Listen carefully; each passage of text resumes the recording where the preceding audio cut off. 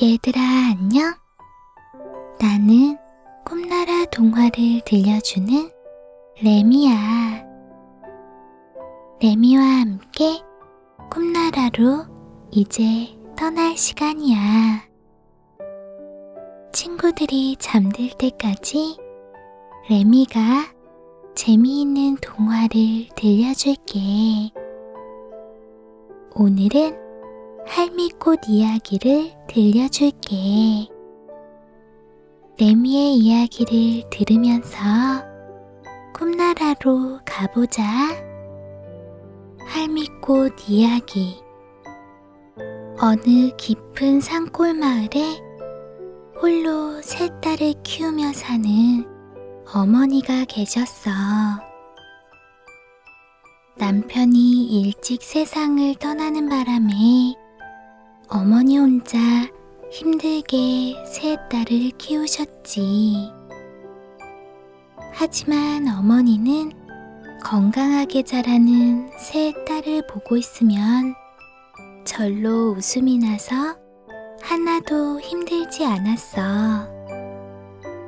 어머니는 하루도 쉬지 않고 일을 하셨지만 힘들어도 건강하게 무럭무럭 자라는 세 딸을 보며 행복하기만 했지. 우리 첫째 딸은 알록달록 색동옷을 참 좋아하지. 얼른 옷감을 구해서 옷을 만들어줘야지. 그리고 우리 둘째 딸은 맛있는 떡을 참 좋아해. 얼른 쌀을 구해서 맛있는 떡을 만들어줘야지. 어여쁜 우리 셋째 딸은 꼭 안아주기만 해도 참 좋아하지. 얼른 들어가서 꼭 안아줘야지. 어머니는 늘 세 딸을 생각하셨어. 그럴 때마다 힘이 쑥쑥 솟는 것만 같았지. 시간은 자꾸자꾸 흘렀어. 어느덧 어머니의 소중한 세 딸들이 시집갈 때가 되었어. 어머니는 첫째 딸에게 물었지. 너는 누구에게 시집가고 싶은지, 어떻게 살고 싶은지 말이야. 첫째는 돈 많은 부자가 좋다고 했지. 많은 것을 갖고 싶다고 했어. 그 말을 들은 어머니는 갖고 있는 논을 팔아 첫째 딸이 원하는 곳으로 시집을 보냈어. 그리고는 둘째에게 어떤 신랑감을 원하는지 물으셨지. 둘째는 똑똑한 선비를 좋아한다고 했어. 많은 것을 배우고 싶다고 했지. 그 말을 들은 어머니는 갖고 있는 밭을 팔아 돈을 마련하셨어. 그리고 그 돈으로 둘째 딸이 원하는 똑똑한 신랑감에게 시집을 보냈지. 어머니는 마지막으로 셋째 딸에게 물으셨어. 사랑스러운 막내딸은 어떤 신랑감을 원하는지 말이야. 하지만 막내딸은 아무 말도 하지 않았지. 안쓰러웠던 어머니는 막내딸에게 왜 말을 하지 않냐고 물으셨어. 막내딸은 힘들게 대답했지. 어머니, 저까지 시집가면 어머니는 홀로 지내셔야 하잖아요. 홀로 남을 어머니가 가엾게 느껴진 셋째 수인이는 눈물을 뚝뚝 흘렸어. 어머니는 정이 많은 셋째 수인이를 참 고맙게 생각했단다. 하지만 딸의 행복을 위해 어머니는 마지막 남은 옷가락지를 팔아 셋째 딸을 시집을 보냈지. 세 딸이 모두 시집을 가고 집에 홀로 남은 어머니는 참 외로웠단다. 쪽빛 댕기를 하고 있던 첫째 딸이 생각나기도 하고 나물 반찬을 좋아하던 둘째 딸이 생각나기도 했어. 잠을 잘 때면 어머니께 가서 꼭 끌어안고 자던 셋째 딸 생각에 어머니의 눈시울이 살짝 붉어졌어. 그 후로도 세 딸들 생각을 자주 하시던 어머니는 눈물을 흘리며 주무실 때가 많았지. 어머니는 바느질을 하실 때도 진지를 드실 때도 세 딸들이 생각나 자주 눈물을 흘리곤 했단다. 하지만 시집간 지 얼마 되지 않은 딸들을 쉽게 볼 수가 없었단다. 어머니와 세 딸들이 살던 옛날에는 시집간 딸을 보기가 쉽지 않았거든. 정말 우스운 일이지? 지금처럼 아무 때나 보고 싶을 때 보면 되는 일인데 말이야. 한 해, 두 해, 세월이 흘러 어머니는 점점 꼬부랑 할머니가 되어 가셨지. 머리에는 하얀 머리카락이 늘어가고 얼굴에도 깊은 주름이 점점 늘어가셨어. 하루하루 시간이 갈수록 어머니의 마음속에는 새 딸을 보고 싶은 마음이 더욱 간절해졌지. 그러던 어느 추운 겨울날 어머니는 너무나 새 딸이 보고 싶어 집을 나섰어. 얼굴만이라도 봤으면 좋겠다는 생각에 먼 길을 떠나셨지. 지팡이에 몸을 의지한 어머니는 콩콩한 고갯길을 조심조심 걷기 시작하셨어. 쌩쌩 찬바람이 부는 꼬부랑 고갯길을 그리운 새 딸을 만나기 위해 떠나신 거야. 어머니는 힘을 내어 발걸음을 옮기셨지. 그렇게 걸은 지 며칠이 지났을까? 드디어 어머니는 첫째 딸이 사는 집에 도착했어. 무슨 잔치가 있는지 첫째 딸 집에서 고소한 음식 냄새가 솔솔 났지. 첫째 딸을 본 어머니는 반가워 눈물이 핑 돌 정도였어. 어머니는 양팔을 벌리며 우리 큰딸 어디 얼굴 좀 보자고 하셨지. 하지만 첫째 딸은 어머니를 보자마자 얼굴을 찌푸렸어. 부잣집에 시집간 첫째 딸은 어머니의 추레한 모습이 창피했던 거야.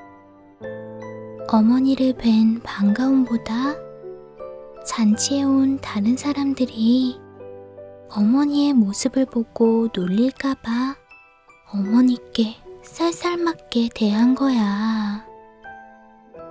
첫째 딸은 어머니를 창피해하며 대문을 세차게 닫고 들어가 버렸어.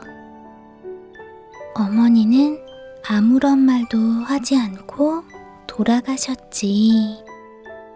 어머니는 첫째 딸을 원망하지 않고 자신을 탓하셨어. 내가 첫째 마음을 생각하지 못했어. 지금은 부잣집 마나님이 되었는데 말이야. 내가 좀 더 깨끗하게 하고 갔어야 하는데 하면서 스스로를 모질게 원망하셨지. 그러고는 둘째 딸 집으로 갔어. 둘째 역시 어머니께 쌀쌀맞게 대했어. 서방님이 글 공부를 하는데 이렇게 갑자기 찾아오시면 어떻게 하느냐고 되물었지. 그 말에 어머니는 얼굴이 빨개지셨어. 어머니는 미안하다고 말씀하셨지. 그리고는 너무 오래 걸어 힘이 드니 잠시만 쉬었다 가면 안 되냐고 물으셨어. 시장하다고도 하셨지. 하지만 둘째 딸은 안 된다고 했어. 지금 자기 남편이 과거 시험을 준비하느라 정신이 없다고 했지. 둘째 딸은 누룽지 한 줌을 어머니께 내어주고는 첫째 딸처럼 대문을 꽝 닫고 들어가 버렸어. 그런데도 어머니는 둘째 딸을 원망하지 않았어. 도리어 자신을 탓하셨지. 미리 연락을 했어야 하는데 잘못 생각한 건가 하면서 말이야. 그래도 둘째 사위가 열심히 글 공부를 한다는 것에 마냥 기뻐하셨어. 과거 시험에 합격을 하면 둘째 딸이 좋아할 거라면서 말이야. 그렇게 어머니께서 되돌아가는 길에 무언가가 보였어. 자세히 보니 그건 옛날 사람들이 소원을 빌던 선앙당이었지. 선앙당이 뭐냐고? 선앙당은 여러 가지가 있어. 그 중에서 제일 쉽게 볼 수 있는 것은 마을 어귀의 큰 나무 주변으로 돌무더기를 쌓아둔 것이란다. 마을의 수호신이나 주변에 커다란 신을 모시기 위한 곳이지. 돌을 3개 얹고 3번 절을 하고 소원을 이야기하면 그것이 이루어진다는 이야기가 있어. 어머니는 선앙당에서 둘째 사위의 과거 시험 합격을 위해 기도를 하셨어. 그리고는 또다시 걸음을 옮기셨지. 이번에는 셋째 딸을 향해 가는데 점점 발걸음이 무거워졌어. 얼마 걷지 않아 배까지 고파져서 더 이상 걸음을 뗄 수가 없을 정도였지. 마침 어머니는 아까 둘째 딸이 준 누룽지가 떠올랐어. 품에서 누룽지를 꺼내 씹으셨지. 시간이 많이 지나 딱딱해진 누룽지를 씹는 어머니의 눈가에서 눈물이 흘렀어. 어머니는 정이 많은 셋째 수인이는 자기를 반겨줄 거라고 생각하셨어. 고사리 같은 손으로 늘 어머니의 어깨를 꼭꼭 주물러주던 셋째 딸이니까.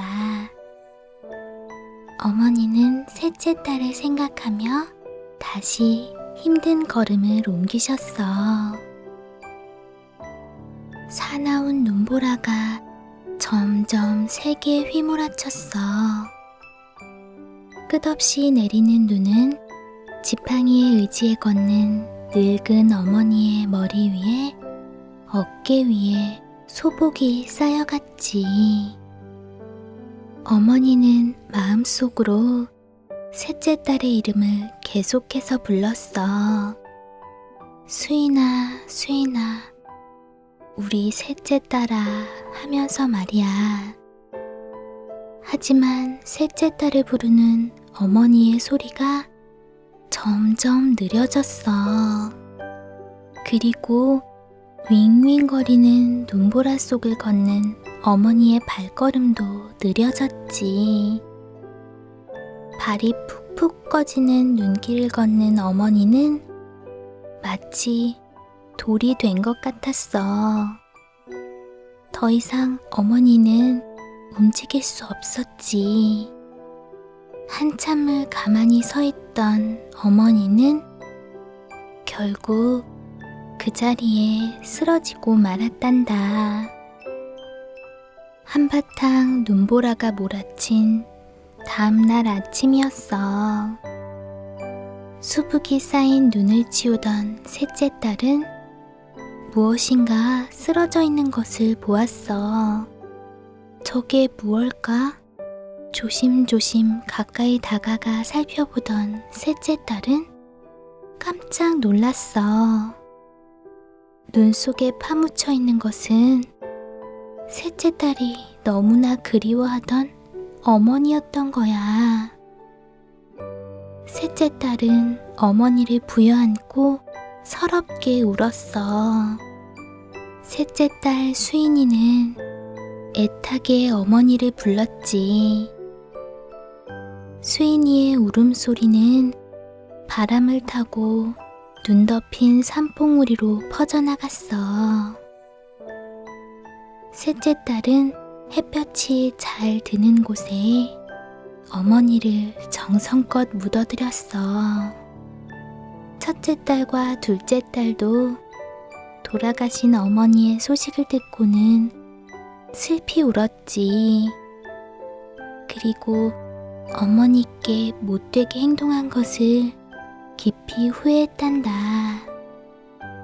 셋째 딸 수인이는 매일 어머니 산소에 찾아갔어. 그곳에 난 잡초도 뽑고 어머니와 두런두런 이야기도 나누었지. 첫째 언니가 얼마 전에 아기를 낳은 소식을 전하기도 하고, 둘째 언니의 남편이 과거 시험에 합격했다는 소식도 전했어. 다음해 봄, 어머니의 무덤가에 꼬부랑 지팡이처럼 고개를 숙인 붉은 꽃이 피어났어. 붉은 꽃은 온 몸이 흰색 털로 덮여 있었어. 그 모습이 마치 어머니의 굽은 허리와 흰 머리처럼 닮아 있었지. 마치 새 딸을 그리워하는 어머니가 꽃이 되어 피어난 것처럼 말이야. 꽃을 보는 사람들은 모두 어머니의 모습을 떠올렸어.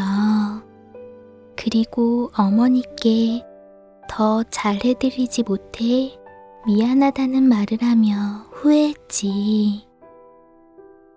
사람들은 무덤가에 핀 그 꽃을 할미꽃이라 불렀어. 그 후로 지금까지 많은 사람들이 할미꽃을 보며 눈물을 흘린단다. 부모님께 더 잘했어야 하는데 라는 후회와 함께 말이야.